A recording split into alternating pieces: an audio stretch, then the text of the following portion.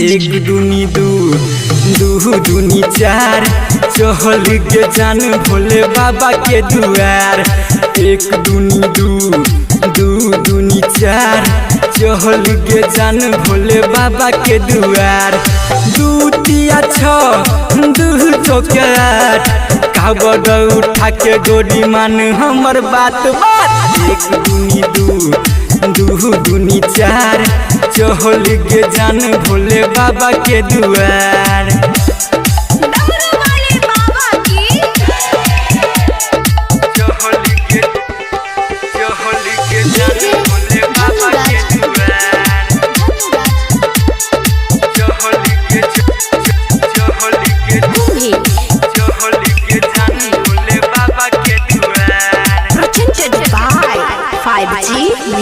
गेरुआ रंग के सूट जान जा कसिला बाल घर में मम्मी पापा के मनाले।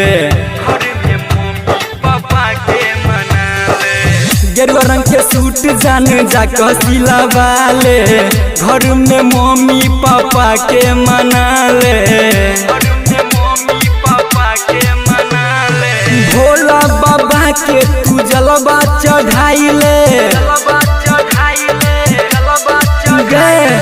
भोला बाबा के तू जलवा चढ़ाइले। सुन तो बाबा सुन तोहर पुकार कर। एक दूनी दू दूनी चार चहल के जान भोले बाबा के दुआर। एक दूनी दू दूनी चार चहल के जान भोले बाबा के दुआर।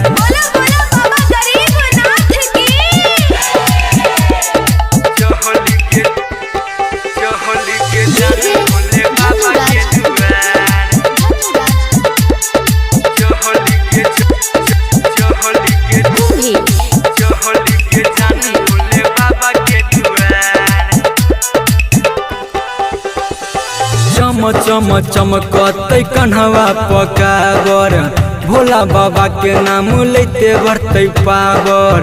भोला बाबा के नाम लेते बढ़ते चम चमकते कन्हवा पकावर भोला बाबा के नाम लेते बढ़ते पावर। भोला बाबा के नाम लेते बढ़ते पावर। महदन जितेंद्र संगे में रहतो महदन जितेंद्र संगे में रहरिया रम बालक से कले विचार चार। एक दूनी दू दूनी चार चहल के जान भोले बाबा के दुआर। एक दूनी दू दूनी चार चहल के जान भोले बाबा के दुआर।